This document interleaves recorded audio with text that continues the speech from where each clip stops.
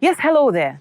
These are indeed interesting times because once again, another 4 years have rolled by and Nigerian in its more than 16 years old, almost 16 years old democracy, will once again go and decide who leads them at all levels of governance. But what you find is that people are talking more about the governorship or the presidential level. But the truth is, on the 14th of February, at least according to INEC, more than 68 million Nigerians are going to come out. At least they're eligible to vote. What INEC says of the Nigerians that are eligible, only 38 million of them have collected their PVCs. 15 million are yet to go and collect the PVCs. Could it be the fact that maybe they're not sure if they are going to vote?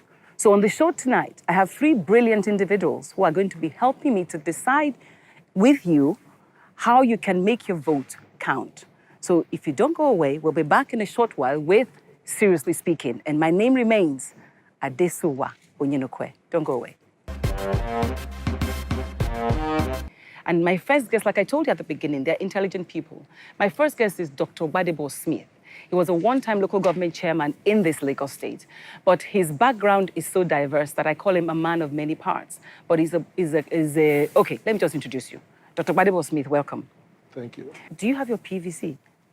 Yes, I do. Did you find it easy to get it? There was no difficulty. I had it done in 3 minutes. Could that be because you were in the same place you were where you registered? Could be. Okay. Could be. I will let you go, but before you go, so I can engage the other people, Yes. How do you convince somebody that we are all political animals? I think you need to explain to him the downside of his not. It won't be hard to explain to somebody whose daughter was abducted by Boko Haram that he needs to vote. It will not be hard. So you need to explain to people what it's going to look like if they do nothing. Thank you very much, Dr. Gbadebo-Smith, our dentist. Thank you. Now, Amy Oyekunle is the executive director of KIND, what we call KIND. It's actually the Kudirat Initiative for Democracy, a non-governmental organization that is based in Lagos, but works to strengthen organizations and create initiatives dedicated to the advancement of girls and women. In 2011, KIND was part of a coalition that had tried to bring on good governance, working with Enough is Enough and Co. Amy actually is a development specialist and a feminist. Amy, welcome. Hi. So, I mean, at the end of the day, it's all about knowing what to do. But I wonder what the coalition is doing right now to raise that kind of awareness. Well, EIE, Enough is Enough, like you said, started in 2011, and it was basically individuals and organizations that came together. Mm-hmm. And the values that formed EIE was good governance, accountability, and transparency. And it's very important. So what the coalition and other organizations are doing are several things. Creating awareness about elections, where you can get your permanent voter card, who the candidates are, what the issues are, and the dates. Because the truth is that many Nigerians are just, well, whatever, on that day, I don't know. So many people don't know where to vote. You don't know where your polling booth is.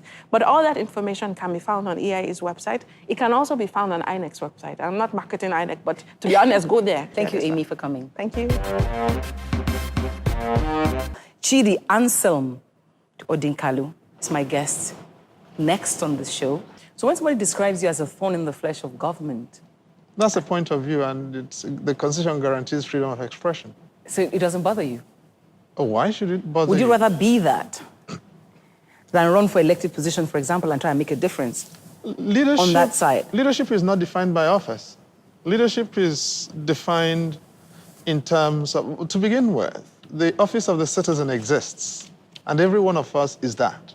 So we have an office? Every one of us has an office. The office of the citizen is real.